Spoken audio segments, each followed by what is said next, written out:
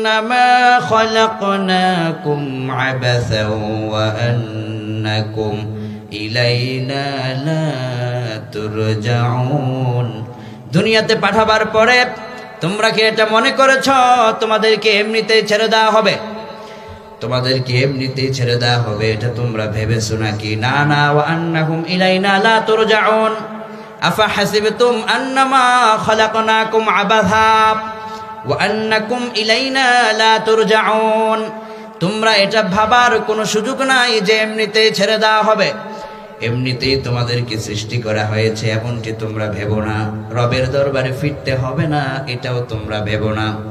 শোনো শোনো, কাইফা তাকফুরুনা বিল্লাহি ওয়া কুনতুম আমওয়াতা فأحياكم ثم يميتكم ثم يحييكم ثم إليه ترجعون। দুনিয়ার জীবনের কথা একটু মনে করো। আমি আল্লাহর সাথে নাফরমানিটা কেমনে করব? মৃত ছিলে, নিষ্প্রাণ ছিলে, জীবন দেওয়া হয়েছে, আবার মৃত্যু দেওয়া হবে, আবার তোমাদের সবাইকে ফিরে যেতে হবে রবের দরবারে, ঠিক কি না? রবের কাছে তোমাদেরকে দাঁড়াতে হবে, রবের সামনে তোমাদেরকে উপস্থিত হতে হবে। পিছনের কথা একটুকুন চিন্তা করো। আয়াহসাবুল ইনসানু আন ইউতরাকা সুদা আলাম ইয়াকুন নুতফাতাম মিন মানিয়্যিন ইউমনা সুম্মা কানা আলাকাতান ফাখালাকা ফাসাওয়া فجعل منه الزوجين الذكر والأنثى أليس ذلك بقادر على أن يحيي الموتى। এক অসবার তাওহীদ জনতা, রব আমাদেরকে মেসেজ করে পিছনের কথা ভাবো। বিন্দু না পাক পানি ছিলে সেই কথা ভাবো, অস্তিত্ব ছিল না সেই কথাটা ভাবো। রব তোমাদেরকে অস্তিত্ব দিয়েছেন, আবার রব তোমাদেরকে ফাজআলা মিনহু যাওজাইনি যাকার ওয়াল উনসা। রবের নির্দেশেই আল্লাহ মায়ের পেটের ভিতরে কাউকে পুত্র সন্তান দিয়েছেন, কাউকে কন্যা সন্তান দিয়েছেন। রবের ইচ্ছা মতো আবার কাউকে পুত্র সন্তান দেয় নাই, শুধু মেয়ে কন্যা সন্তান দিয়েছেন। আবার কাউকে কন্যাও দেন নাই, পুত্র দেন নাই, কিছুটাই আল্লাহ পাক দেন নাই। এরকম আছে না নাই? এই ক্ষমতা একমাত্র যার, তিনি কে? রব বলেন এই কথাগুলো স্মরণ করো, তাহলে রবের বিরাটত্ব, রবের বরত্ব তোমাদের মনে পড়বে। এবার শেষ দিকে রব আমাদেরকে প্রশ্ন করে, শোনো, আলাইসা আলাইসা আলাইসা আলাইসা যালিকা বিকাদিরিন আলা আন ইউহয়িয়াল মাউতা। রব যেভাবে তোমাদেরকে এভাবে করে সুন্দর করে একটার পরে একটা স্তরে তোমাদেরকে সন্নিবেশিত করেছেন, এই রব আবার পুনরায় তোমাদেরকে মৃত্যুর উপর সৃষ্টি করতে পারবে না এমন কথা তোমরা ভেবো না।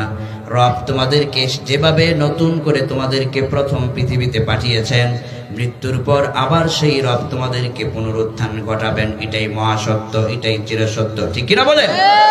কাফেরেরা এসে বলতো, আইযা মিতনা ওয়া কুন্না তুরাবান ওয়া ইযামা আইন্না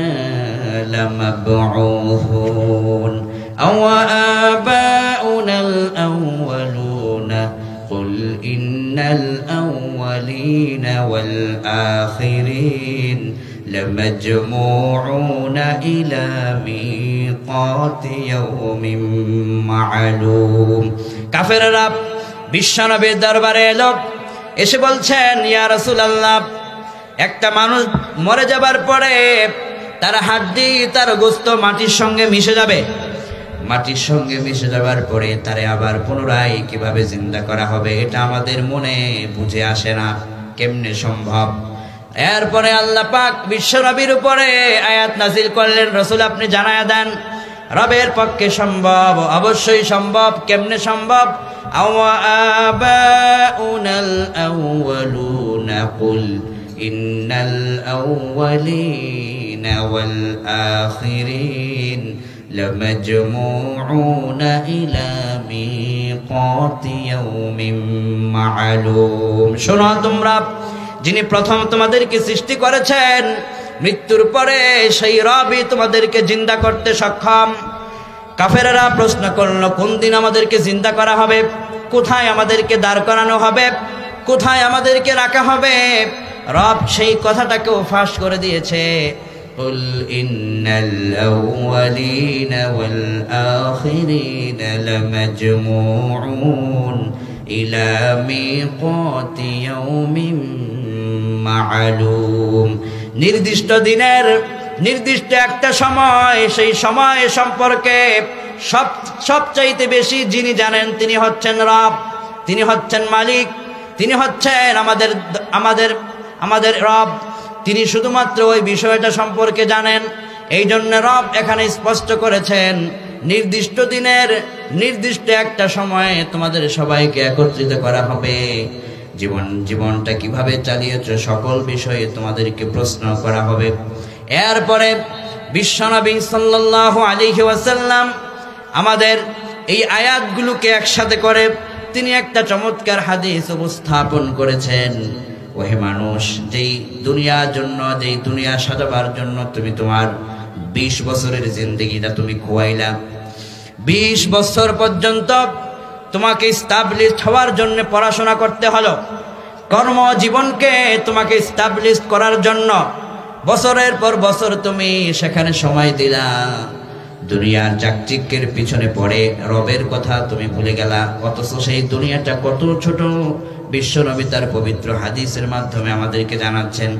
আল্লাহর হাবিব বলেন, কোন একটা সমুদ্রের কিনারে একটা মানুষ বসে আছে, মহাসমুদ্রের পানিগুলো দিকে তাকিয়ে আছে।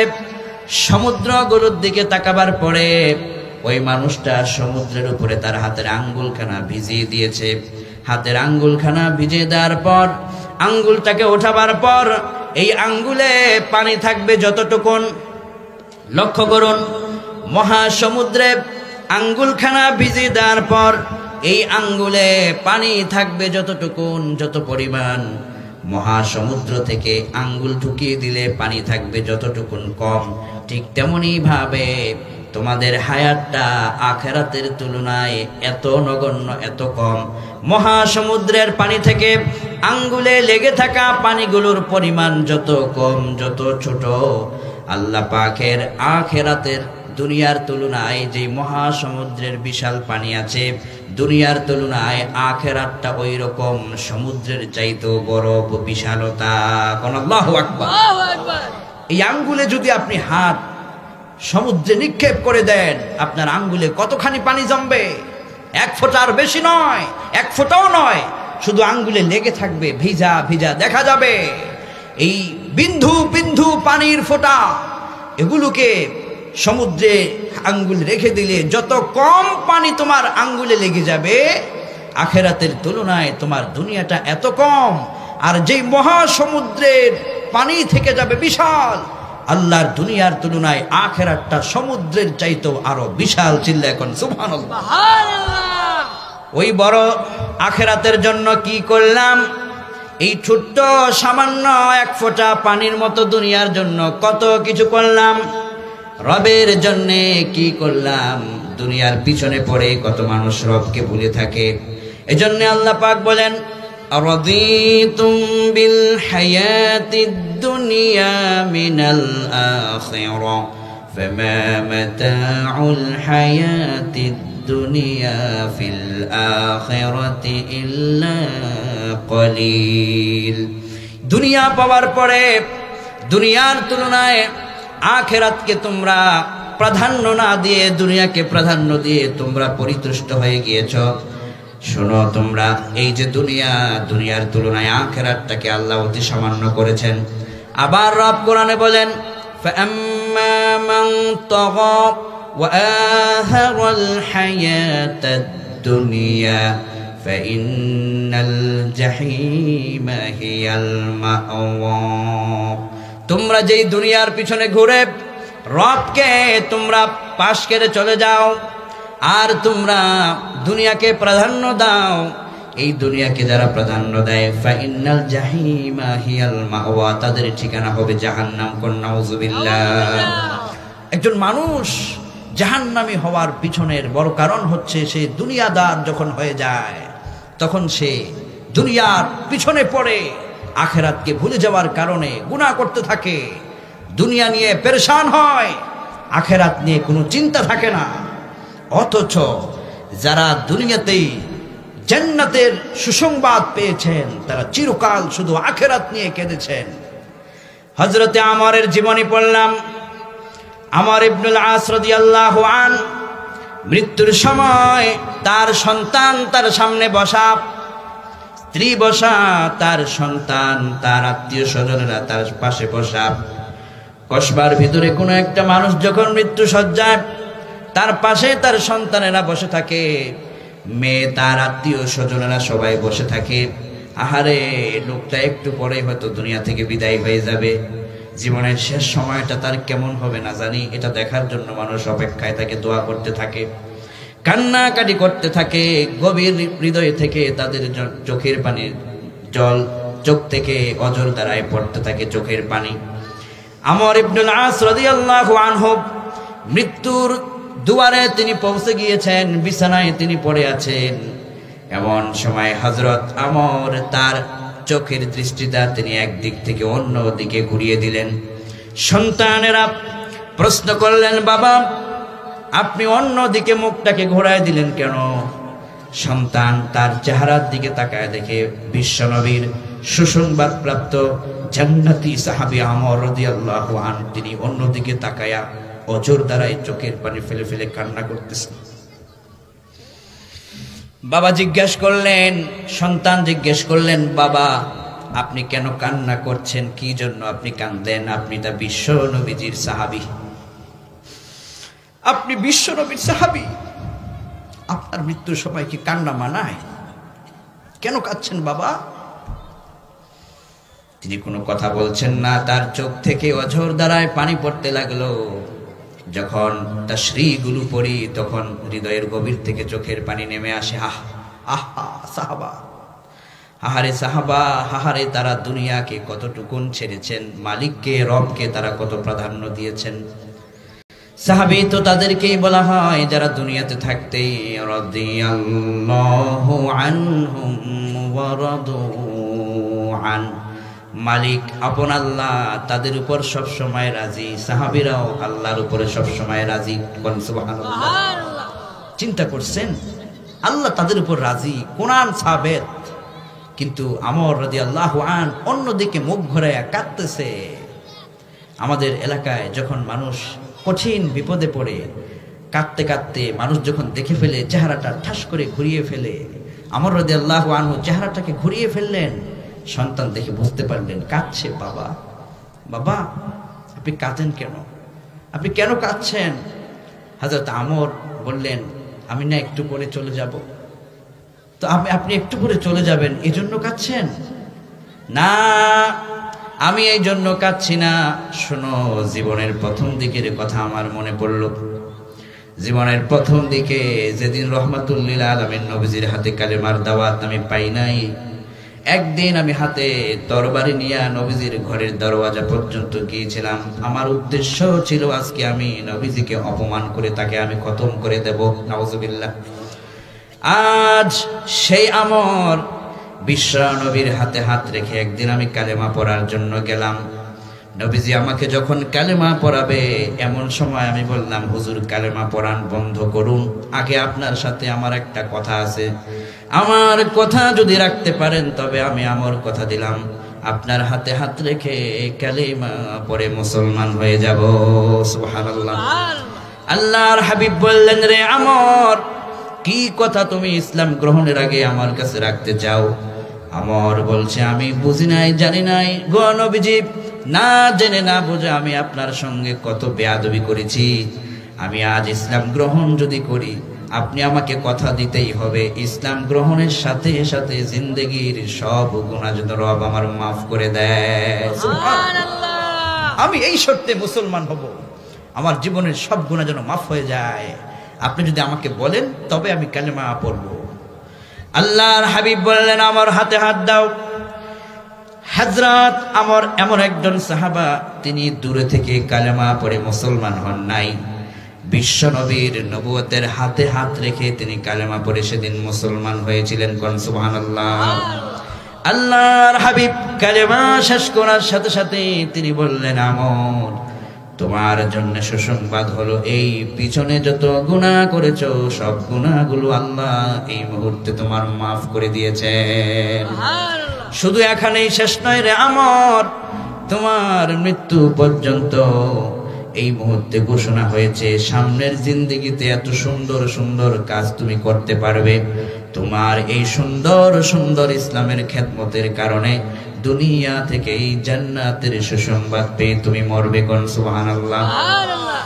সেই জান্নাত বিশ্বনবীর হাতে হাতে হাত দেওয়া কালেমা পড়া সাহাবা, দুনিয়ার জিন্দেগিতে তার গুনাহ ক্ষমা হয়েছে ঘোষণা প্রাপ্ত সাহাবা, মৃত্যুর সময় অন্যদিকে ফিরে চোখের পানি ফেলে ফেলে কান্দে, আহারে আমি যে ওই অতীত যুগে যে গুনাহগুলো করছিলাম এই কথাগুলো মনে পড়লে আমার চোখে পানি চলে আসে, আল্লাহ পাকের দরবারে আমি চেহারা কেমনে দেখাবো এই বলে বলে কান্দে। আর আজকের পৃথিবী আমাদের কি হালত, কি অবস্থা, আমাদের কোনো গ্যারান্টি তো নাই জীবনের গুনাহগুলো মাফ হয়েছে কিনা, জান্নাত তো দূরের কথা, কোনো গ্যারান্টি পাই নাই। তারপরেও দুনিয়া দুনিয়া করে করে জীবন আমরা কাটাইলাম, ব্যবসা করে করে দুনিয়া কাটাইলাম, দুনিয়ার চাকচিক্যের পিছনে পড়ে যুবকেরা তোমার এই যৌবনকালটা তোমার যৌবনের জীবনের চাহিদার পিছনে কত কাটালা। হযরত আমর রাদিয়াল্লাহু আনহু জান্নাতের সিঁড়িতে দাঁড়ায়া তিনি পরকালের চিন্তা করে কান্দে। আর আজকে আমাদের জান্নাত পাবো কি পাবো না কোনো গ্যারান্টি নাই, জীবনে গুনাহ হয়েছে ক্ষমা পেয়েছে কিনা তাও কোনো গ্যারান্টি নাই, এরপরেও আমরা শুধু হাসি হাসি হাসতে হাসতে বেশি বেশি গুনাহ আমরা করি। হ্যাঁ যুব সমাজ, এখানে যত লোক এসেছেন আমর রাদিয়াল্লাহু আনহু থেকে আমাদের শিক্ষা নেওয়া উচিত। আসুন না হৃদয়টার ভিতরে একটু জায়গা দেই, রবের সঙ্গে তো একদিন আমাদের দেখা করতেই হবে, দেখা আমাদের করা লাগবে যদি আপনি নাও চান, ঠিক কিনা বলেন? যারা চায় না, যারা দুনিয়া ছাড়তে চায় না তারা দুনিয়া ছেড়ে দেয়, ছাড়তে হয়। যারা দুনিয়া ছাড়তে চায় তাদেরকেও ছাড়তে হয়, মালিকের ইশারা সবাইকে মেনে নিতে হয়। এই দুনিয়ায় বড় বড় রাজা বাদশারা তারা চায়নি দুনিয়া থেকে চলে যাবে, কিন্তু এরা চলে তো গিয়েছে। আপনারা ফেরাউনের কথা শুনেছেন, চায় নাই সে দুনিয়া থেকে চলে যাবে, সে চেয়েছে আজীবন বেঁচে থাকবে, তার ক্ষমতার দাপট মিশরকে জাগিয়ে তুলবে, শুধু মিশর নয় গোটা দুনিয়াকে কাঁপিয়ে তুলবে চেয়েছিল সে। কিন্তু হালতটা কি হয়েছে, ক্ষমতা পাওয়ার পর অহংকারে সে বলছে আনা রব্বুকুমুল আ'লা, আমি সবচাইতে বড় খোদা। চিল্লায় কোন নাউযুবিল্লাহ। এই আমি সবচাইতে বড় খোদা বলার পরেও তিনি কি সবচাইতে বড় খোদার দাবিতে অটল থেকে দুনিয়াতে থাকতে পেরেছে নাকি? না। একটু ভাবেন, হৃদয়ের মধ্যে একটু ঢুকান, যে বলছে আনা রব্বুকুমুল আ'লা, আমি সবচাইতে বড় রব, বড় খোদা, এরপরও তো সে আমাদের রবের কাছে ধরা পড়তে হয়েছে তাকে। মৃত্যুর দুয়ার যখন তার পৌঁছে গেল, মুসা পয়গম্বরের হাতে যখন সে ধরা পড়তে যায়, মুসা পয়গম্বর লোহিত সাগর পাড়ি দিয়ে চলে গেলেন। আর ফেরাউনকে আল্লাহ পাক সেই সাগরে ডুবায়া মারা শুরু যখন করছিলেন, তখন সে বলছিল আমি আমানতু আন্নাহু লা ইলাহা ইল্লাল্লাযী আমানাত বিহি বানু ইসরাঈল ওয়া আনা মিনাল মুসলিমিন। সেদিন ধরা পড়ে বলছিল আয় রব, আমি আপনার প্রতি ঈমান আনলাম।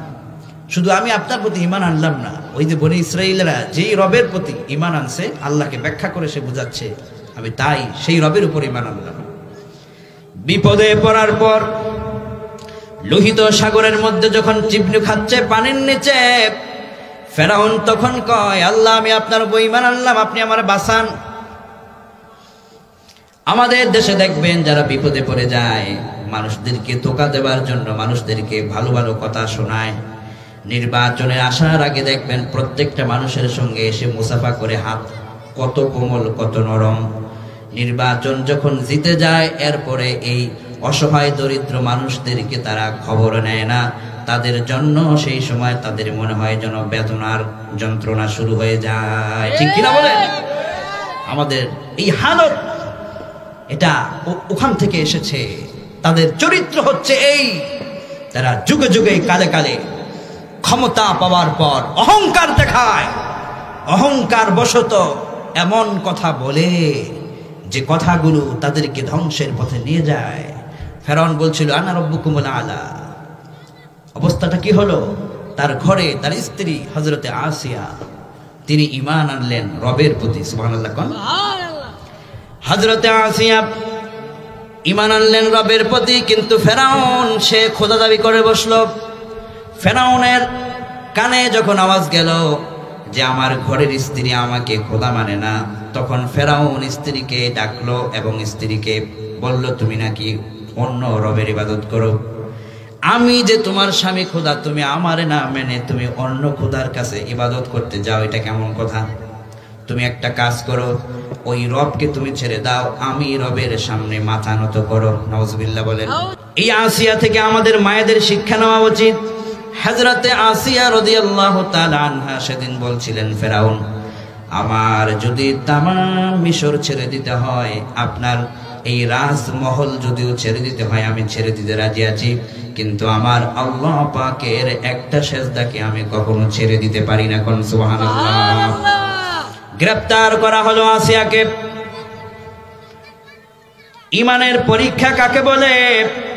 তাফসীরের ভিতরে ইবনু কাসির রাহমাতুল্লাহ আলাইহি, আবার ইমামে বাগভী রাহমাতুল্লাহ আলাইহি তিনিও তাফসীর করেছেন। জামিউল বায়ান আন তা'ওয়িলি আয়াতিল কোরআনের ভিতরে ইবনে জারির রাহমাতুল্লাহ তিনি তাফসীর এনেছেন। হযরতে জালালউদ্দিন সুয়ুতী রাহমাতুল্লাহ আলাইহি, জালালউদ্দিন মহল্লি দুইজনে এই কিতাবটাকে লিখেছেন, সেখানেও তারা এই বিস্তারিত ঘটনা এনেছেন। হযরতে আসিয়া আল্লাহ পাকের প্রতি ঈমান আনলেন, বললেন আমি তামাম মিশরের রাজমহল ছেড়ে দিব, কিন্তু রবের দরবারের সেজদা আমি ছাড়তে পারবো না। ফেরাউন বলল তাহলে তোমাকে গ্রেফতার করা হবে। গ্রেফতার দেখায়া ফেরাউনের রাজ দরবারের সামনে একটা কাঠের উপরে পিছন দিক দিয়া পেরেক মারা হলো। হযরতে আসিয়া মেয়ে মানুষ, মহিলা মানুষ, এভাবে করে কাঠের উপরে রেখে এই হাতের এই জায়গার ভিতরে পেরেক মারলো, দুই হাতের দুই তালুর উপরে এইভাবে কাঠের সঙ্গে পেরেক মারা হলো। একটা মহিলা, মেয়েদের হাত এমনিতেই নরম, আবার হাতের ভিতরে পেরেক মারলে পরে কি অবস্থা হওয়ার কথা। তাফসীরের ভিতরে এসেছে শুধু তাই নয়, যেই তক্তার উপরে তাকে শোয়ানো হয়েছিল ওই তক্তার পিছনের অংশ দিয়া জোরে জোরে পেরেকগুলো মারা হয়েছিল। পেরেকের কাটা কাটা অংশগুলো এভাবে বেরিয়েছিল। ওই কাটা অংশগুলোর উপরে হযরতে আসিয়ার গোটা দেহটাকে এখানে লেগে দেওয়া হয়েছে। হযরতে আসিয়ার গোটা দেহটার ভিতরে পেরেকগুলো ঢুকে গিয়েছে। রক্তগুলো বেয়ে বেয়ে ফেরাউনের সামনে পড়ে যাচ্ছে।